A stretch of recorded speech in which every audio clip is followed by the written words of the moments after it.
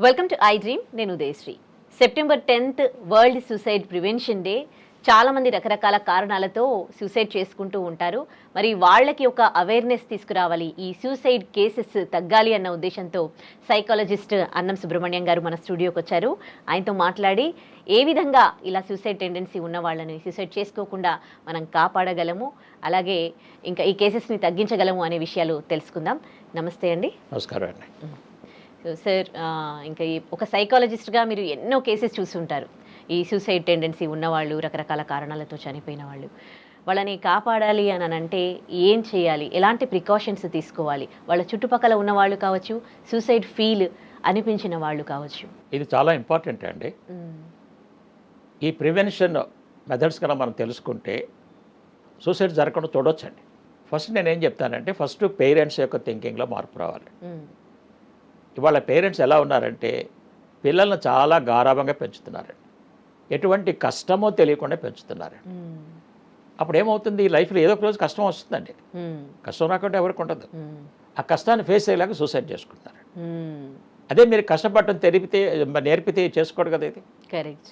రెండోది అండి, చాలామంది పేరెంట్స్ దృష్టి అంతా పిల్లల మీదే పెట్టి, నీకు నీట్లో ఎంబీబీఎస్ సీట్ రావాలి, నీకు ఐఐటీలో సీట్ రావాలి, పొద్దున్న నుంచి సాయంత్రం దాకా ప్రెషర్ పెడుతున్నారు. ఇప్పుడు ఈ కుర్రాడికి వీళ్ళు అక్కడ కాలేజీల్లో టెస్టులు పెడుతుంటారు కదా, ఆ టెస్టుల్లో తెలుస్తుంది ఇతనికి మా సీట్ రాదన్న సంగతి తెలుస్తుంది. వీళ్ళేమో రావాలని పెడుతున్నారు, ఇతనికేమో రాదని తెలుస్తుంది. ఇక్కడ ఇతను పాపం ప్రాబ్లంలో పెడతాడండి. ఇప్పుడు సూసైడ్ చేసుకోవడానికి అనమాట.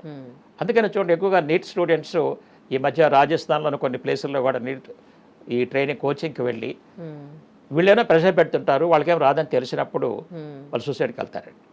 కాబట్టి పేరెంటల్ ప్రెషర్ ఈ మార్క్స్ కోసం, ర్యాంక్స్ కోసం, సీట్స్ కోసం తగ్గించాలండి. తగ్గిస్తే అప్పుడు ఈ పిల్లలకు సూసైడ్ చేసుకోవాల్సిన అవసరమే ఉండదండి. ఎడ్యుకేషన్లో స్ట్రెస్తో ఇట్లా కొంతమంది అంతే కదండి. అప్పుడు అసలు అవసరమే, వాళ్ళు చేసుకోవాల్సిన అవసరమే. తర్వాత రెండోదండి, కంపారిజన్ అండి. పేరెంట్స్ ఏం చేస్తున్నారు, వాళ్ళ పిల్లల్ని వేరే వాళ్ళతో కంపేర్ చేస్తుంటారు. చూసావా, మా అన్నయ్య గారి అబ్బాయికి లాస్ట్ ఇయర్ సీట్ వచ్చింది, నీకు కూడా ఈసారి రావాలి, ఓకే నువ్వు కూడా బాగా చదవాలి, బాగా ఇది అవ్వాలని చెప్తుంటారు. ఇతనికి ఏమాత్రం ప్రాబ్లం ఉన్నా ఇతను ప్రాబ్లంలో పడతాడండి. ఫస్ట్ ఆఫ్ ఆల్ ఏంటంటే, కంపారిజన్ అనేది పిల్లలకి నచ్చదండి. పిల్లలకే కాదు, పెద్దవాళ్ళకి కూడా నచ్చదండి. అవునా కదా, ఎవరికి నచ్చదు. ఆటోమేటిక్గా బాధపడటం అనేది స్టార్ట్ అవుతుంది. అవును. ఎప్పుడైతే తనకి సీట్ రాదని తెలుసుద్దో ప్రాబ్లంలో పడతాడండి. మీకు ఒక చిన్న ఎగ్జాంపుల్ చెప్తానండి. ఒక ఇంటర్మీడియట్ స్టూడెంట్ అండి, అతను నీట్ ఎగ్జామ్ రాయాలి. ఏది ఇంటర్మీడియట్ ఎగ్జామ్స్ అయిపోయినాయి, తర్వాత 2-3 monthsలో నీట్ ఎగ్జామ్ ఉంటుంది అనమాట. ఇతను ఏం ఆలోచించాడంటే, ఏదో ఇంటర్మీడియట్ ఎగ్జామ్స్లో ఒక ఎగ్జామ్ సరిగా రాయలేదండి. అతను ఏమనుకుంటే, నీ సబ్జెక్ట్లో ఫెయిల్ అయిపోతాను కదా, ఫెయిల్ అయిపోతే నీట్ రాయలేను కదా, రాయకపోతే సీట్ రాదు కదా, ఇన్ని ఆలోచనలు తీసుకొచ్చి సూసైడ్ చేసుకున్నాడు. అయ్యో.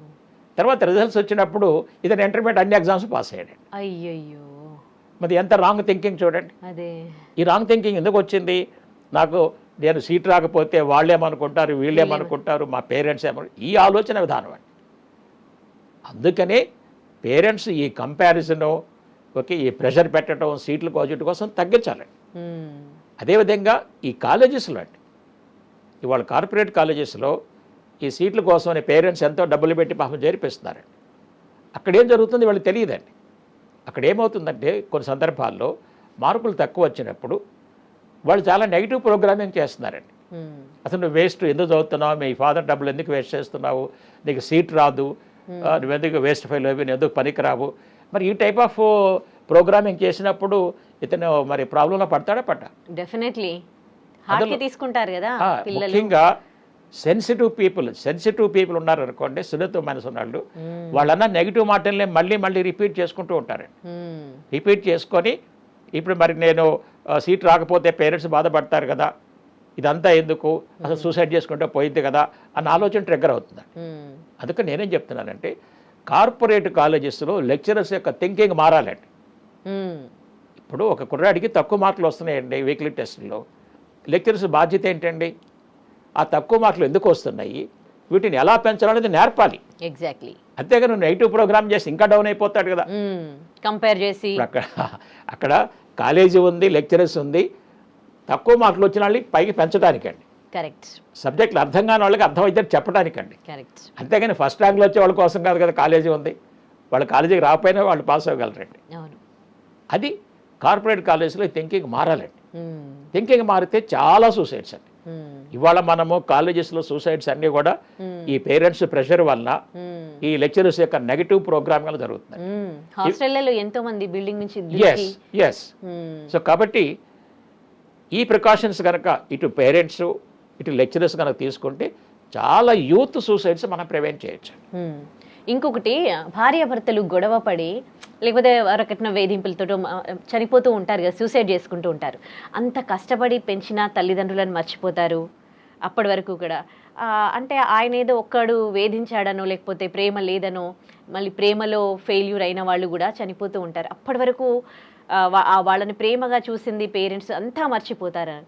సో వాళ్ళకి మీరు ఎట్లాంటి ప్రికాషన్స్ చెప్పదలుచుకున్నారు? నేనేం చెప్తానంటే అండి, సపోజ్ ఈ డౌరీ గురించి ఎక్కువగా హెరాస్మెంట్ చేస్తారు అనుకోండి.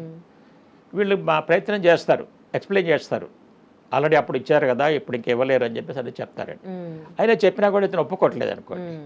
ఇప్పుడు మనకు 2 మార్గాలు ఉన్నాయండి. ఒకటేంటి, ఆమెకబుల్గా విడిపోవచ్చు కదా.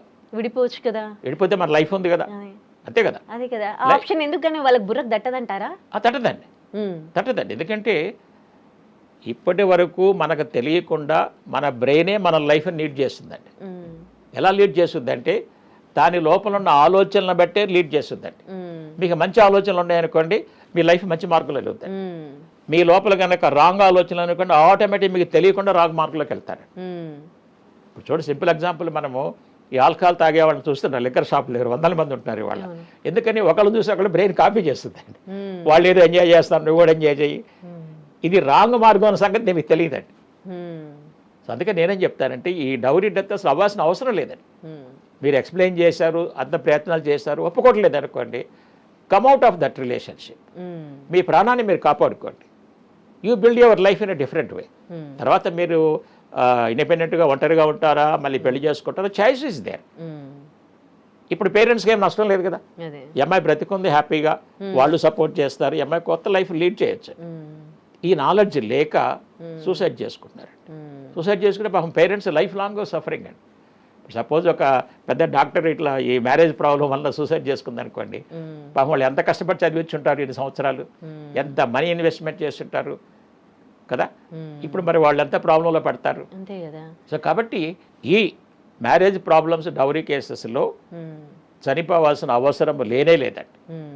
ఇంకోటి సూసైడ్ టెండెన్సీ ఉన్న వాళ్ళు మరి వాళ్ళు కూడా అంతే. అంటే వాళ్ళ ఫ్యామిలీ హిస్టరీలో ముందు జనరేషన్లో ఎవరైనా అట్లాగే సూసైడ్ చేసుకొని చనిపోయి ఉంటే, అంతెందుకు ఎక్కువగా మనకు సూసైడ్ గురించి మాట్లాడుకుంటే అందరూ ఉదయ్ కిరణ్ గురించి మాట్లాడుకుంటారు.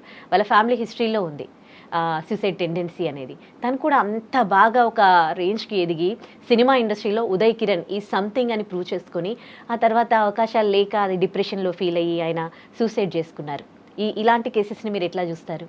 ఓకే అండి, ఇది చాలామంది ఏంటంటే ఫ్యామిలీ హిస్టరీలో ఉంది కాబట్టి చేసుకుంటారనేది కరెక్ట్ కాదండి. సూసైడ్ టెండెన్సీ అనేది ఉంటుందా? ఏమండి, టెండెన్సీ అనేది కూడా ఎన్విరాన్మెంటల్ డ్రివెన్ టెండెన్సీ అండి. అదే అతను కనుక మరి పిక్చర్స్లో సక్సెస్ అయితే చేసుకునేవాడు కాదు, అంతే కదా. మరి అప్పుడు జీన్స్లో రాలేదు కదా అది. అది నేను చెప్పేది, ఇతనికి ఆఫర్స్ రాలేదు, రోల్స్ రాలేదు కాబట్టి సూసైడ్ చేసుకున్నాడు, డిప్రెషన్లోకి వెళ్ళి సూసైడ్ చేసుకున్నాడు. అవునా కదా. అంటే ఆయనకి అనిపించింది అట్లా ఫెయిల్యూర్ అయిన వాళ్ళు ఎంతో మంది ఉన్నారు, కానీ వాళ్ళ బ్రదర్ లేకపోతే కజిన్ ఎవరో కూడా వాళ్ళ ఫాదర్ వాళ్ళకి సంబంధించిన వాళ్ళు కూడా వాళ్ళ ఫ్యామిలీలో సూసైడ్ చేసుకొని చనిపోయారు. సో అట్లా ఉంటే ఇప్పుడు జీన్స్ ఒకలాగా ఉంటే వాళ్ళ పిల్లలకు కూడా అట్లా వస్తుంది కదా. ఇదేనండి ఇక్కడ చాలామంది ఇది కాంట్రవర్షియల్ ఇదండి. నేనేం చెప్తానంటే ఇది ప్యూర్లీ ఎన్విరాన్మెంటల్ డ్రివెన్. ఎందుకు అవుతుందంటే మనము కొన్ని సత్యాలు ఫ్యాక్ట్స్ మన పిల్లలకి నేర్పట్లేదండి. ఫస్ట్ నేర్పాల్సింది ఏంటంటే జీవితంలో ప్రతి ఒక్కళ్ళకి సక్సెస్లు ఉంటాయి, ఫెయిల్యూర్స్ ఉంటాయి. అంటే విజయాలు ఉంటాయి, ఓటములు ఉంటాయి, కష్టాలు ఉంటాయి, సుఖాలు ఉంటాయి, లాభాలు ఉంటాయి, నష్టాలు ఉంటాయి. అదే జీవితం అంటే అది కదా. సమస్యలు ఉంటాయి, సమస్యలు సాల్వ్ చేసుకుంటాం. దీన్ని మనం అంగీకరించాలి, దీన్ని అంగీకరించట్లేదు. జీవితం గురించి నేర్చుకోవాలి, జీవితంలో ఉన్న యథార్థం ఏంటి, వాస్తవం ఏంటి. ఎప్పుడు హ్యాపీగా ఉంటే కూడా అది లైఫ్ లా అనిపించదు, ఛాలెంజెస్ ఫేస్ చేయాలి కదా. కాబట్టి ఆటోమేటిక్ వస్తాయి, పార్ట్ ఆఫ్ లైఫ్. మిక్స్డ్ ఇదంతా కూడా ఈ ట్రూత్ నేర్పట్ల పిల్లలకి. ప్రతి ఒక్కళ్ళు కూడా డిఫికల్టీస్ ఫేస్ చేయాల్సిందే, ఫెయిల్యూర్స్ ఫేస్ చేయాల్సిందే. ఎందుకంటే సక్సెస్ అయినప్పుడు మేనేజ్మెంట్ ఈజీ అండి, అదేం పెద్ద కష్టం కాదు. డిఫికల్టీస్ వచ్చినప్పుడు, ఫెయిల్యూర్స్ వచ్చినప్పుడు, ఛాలెంజెస్ వచ్చినప్పుడు, సమస్యలు వచ్చినప్పుడు ఎలా మేనేజ్ చేయాలన్న నాలెడ్జ్ లేకపోవటం వల్ల సూసైడ్ జరుగుతుందండి. ఎగ్జాక్ట్లీ. ఆ నాలెడ్జ్ కనుక మనం ఇస్తే అసలు సూసైడ్ జరగదండి, అవసరం లేదండి. కాబట్టి నేనేం చెప్తానంటే ప్రతి వాళ్ళు ఈ ఫ్యాక్ట్ని యాక్సెప్ట్ చేయాలి, వాస్తవాన్ని. ఇది అందరి జీవితంలో ఉంటాయండి. ఎగ్జాక్ట్లీ. ఇంకో సింపుల్ ఎగ్జాంపుల్ ఏంటంటే ఎవ్వరు కూడా లైఫ్ లాంగ్ సక్సెస్ అయిన వాళ్ళు లేరు, లైఫ్ లాంగ్ ఫెయిల్ అయిన వాళ్ళు లేరు. కొన్నిసార్లు సక్సెస్ అవుతారు, కొన్నిసార్లు ఫెయిల్ అవుతారు. కరెక్ట్. మీరు చూడండి, సొసైటీ మొత్తం ఎక్కడైనా చూడండి, అవును. ఏ పొలిటికల్ పార్టీ తీసుకున్నా, పొలిటికల్ లీడర్స్ తీసుకున్నా మన కళ్ళ ముందు ఎగ్జాంపుల్స్ కనిపిస్తున్నారు. ఎలక్షన్స్ లో ఒకసారి ఒకరు గెలుస్తారు, ఇంకోసారి అంతే కదా. ఎప్పుడు ఒకటే పార్టీ రూల్ చేయదు కదా. ఓకే, అట్లానే బిజినెస్ పీపుల్ ఒకసారి బాగా లాభాలు వస్తాయి, ఒకసారి నష్టాలు వస్తాయి. Exactly. These are all fact of life. అంతే. కాబట్టి ఇక్కడ తెలుసుకోవాల్సింది ఏంటంటే అసలు ఈ సూసైడ్ టెండెన్సీ ఎందుకు వస్తుందంటే మన బ్రెయిన్ దీన్ని ఫేస్ చేయలేనప్పుడు. ఎందుకు ఫేస్ చేయలేదంటే దాని దగ్గర నాలెడ్జ్ లేకపోతే ఫేస్ చేయలేదండి. మీకు ఒక సింపుల్ ఇంకో ఎగ్జాంపుల్ చెప్తానండి, బ్రెయిన్ ఎట్లా యాక్ట్ చేస్తుంది అనేది. సపోజ్ మీరు ఉన్నారండి, మీకు స్నేక్స్ అంటే భయం ఉంది కదా. ఇప్పుడు మీ ఎదురుగా ఒక కోబ్రా వచ్చింది, ఒక 3-4 మీటర్స్లో ఎదురుగా మీ దగ్గరకు వచ్చింది. ఇప్పుడు మీకు భయం వస్తుందా రాదా? ఆబ్వియస్లీ ఆటోమేటిక్గా వచ్చేస్తుంది కదా. ఆ భయం ఎలా వచ్చింది చూడండి. ఎప్పుడైతే మీరు కోబ్రాని చూసారో ఈ మన ఐస్ ద్వారా సిగ్నల్స్ బ్రెయిన్కి వెళ్ళిపోతాయండి. బ్రెయిన్ దీన్ని అనలైజ్ చేస్తుంది అనమాట. కోబ్రా గురించి ఏం నాలెడ్జ్ ఉంది లోపల, ఈ కోబ్రా కలిస్తే మనిషి చనిపోతాడు, ఆ నాలెడ్జ్ ఉంది, దాన్ని యాక్టివేట్ చేస్తుంది. కాబట్టి ఇప్పుడు ఏం చేయాలి, మిమ్మల్ని కాపాడాలి కదా. ఇప్పుడు మీకు భయం అనే ఎమోషన్ క్రియేట్ చేసి హార్ట్ రేట్ పెంచి, అర్థమైందా, బ్రీదింగ్ రేట్ పెంచి, బ్లడ్ సర్క్యులేషన్ పెంచి కాళ్ళకి ఇచ్చి మిమ్మల్ని పరిగెత్తించుందండి. అవును. అవునా కదా. అందుకే పరిగెడతాం అంటే అన్ని బ్రెయిన్ ఇస్తుంది మనకి. ఇదంతా బ్రెయిన్ చేస్తుంది, మనకి యాక్చువల్గా చాలా మందికి తెలియదు, అక్కడే ఉంది ప్రాబ్లం అంతా. ఎందుకంటే ఈ బాడీ మొత్తం బ్రెయిన్ కంట్రోల్లో ఉంది, నా సంగతి తెలియదు చాలా మందికి. సో ఇప్పుడు ఈ విధంగా చేసింది కదా.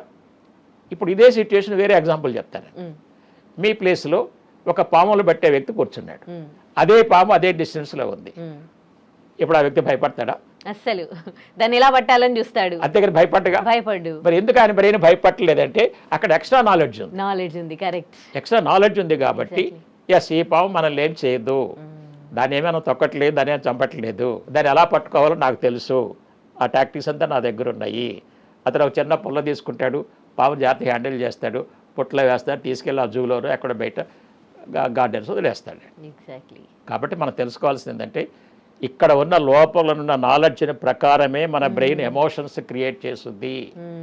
చాలామంది ఈ కెమికల్ ఇంబ్యాలెన్స్ అని మందులతో బ్యాలెన్స్ చేయాలని చూస్తున్నారండి. అందుకని వాళ్ళ స్కిజోఫ్రీనియా, బైపోలార్, ఓసిడి, డిప్రెషన్ ఎందుకు తగ్గట్లేదంటే ఏ మెడిసిన్ కూడా కెమికల్ని బ్యాలెన్స్ చేయలేదండి. మళ్ళీ బ్రెయిన్ చేత మనం బ్యాలెన్స్ చేయించాలి. ఎప్పుడు by giving right knowledge to the brain. అప్పుడు బ్రెయినే చేస్తుంది అనమాట. దీన్ని చాలా రీసెర్చ్ చేసి ఇవాళ schizophrenia, bipolar, OCD, severe depression ఒక్క మెడిసిన్, ఒక్క టాబ్లెట్ లేకుండా మంచిగా చేస్తున్నారు. ఎవ్వరూ సఫర్ అవ్వాల్సిన పని లేదు, ఎవ్వరూ సూసైడ్ చేసుకోవాల్సిన అవసరం లేదు. రైట్. చాలా వాల్యుబుల్ పాయింట్స్ చెప్పారు డాక్టర్ గారు. Thank you so much for coming here. Thank you very much. And for more videos, Please subscribe to iDream. Please subscribe to iDream. Please subscribe iDream. And please subscribe to iDream. For more videos, subscribe to iDream. please like, share and subscribe to the channel. Congratulations, iDream. Subscribe to iDream. Subscribe to iDream. So subscribe to iDream Media. iDream ki iDream team andarki huge congratulations. Please subscribe iDream Media. Please subscribe to iDream. Subscribe iDream. Please subscribe to iDream. iDream అంటే నా కళల channel subscribe చేసుకున్న నోరు తిరుగుతలేదు, మీరైతే గంట గుర్తు కొట్టండి. For more such videos, please subscribe to iDream. Subscribe to iDream. Please subscribe to iDream. Please subscribe iDream Media. Please do subscribe to iDream. Please subscribe to iDream Media. For best entertainment and information, please subscribe iDream. And don't forget to subscribe to iDream.